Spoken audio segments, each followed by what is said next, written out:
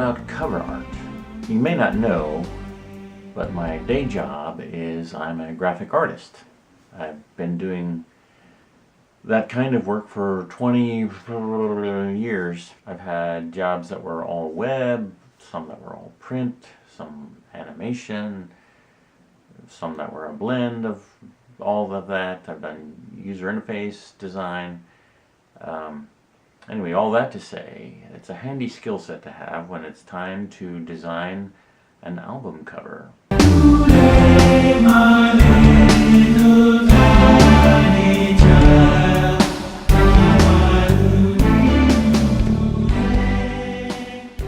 so let's start with the logo. The logo I designed about 5 years ago. The first Gregorian rock album came out 5 years ago.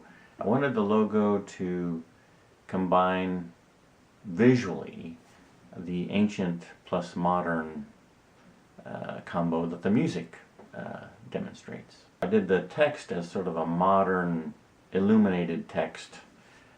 So instead of the usual curly cues and things, I put the circuit board back there behind the letters.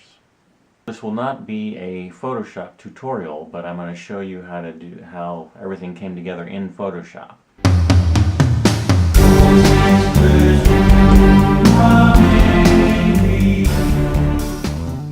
Choosing a title.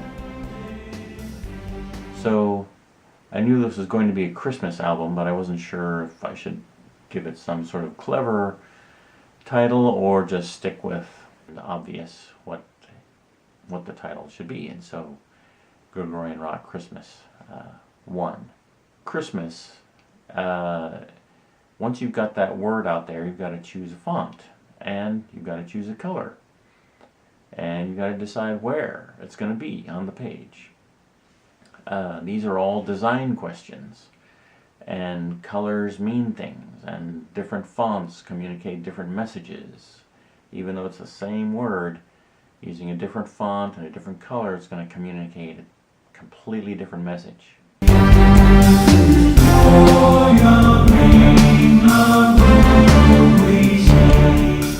Like any self-respecting graphic artist, I've got a gazillion fonts here. Of course, none of them were right. I had to go find something else.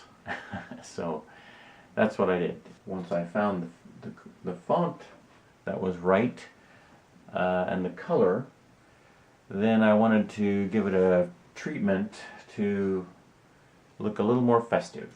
I'm not going to give you all the details on how that happened, but there's the end result.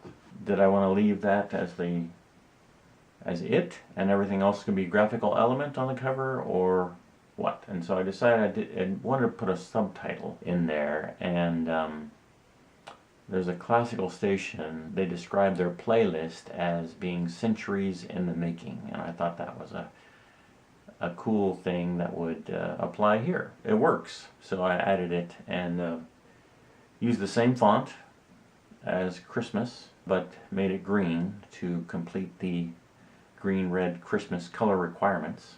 It was pretty much set now. I just needed to figure out what graphical elements to include.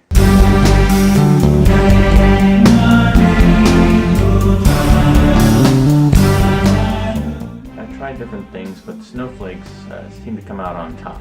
Now the question is how many and where to put them and how to display them and all that sort of thing.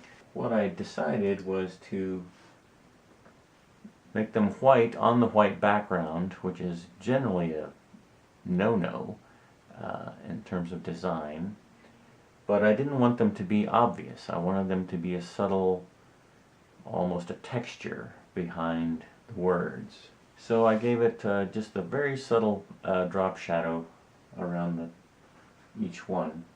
I collected an assortment of snowflakes. You know, they all have to be different, right? And so each one is unique. So each one is positioned and sized in an appropriate way. And once they were all in place, the last piece of the design was my name.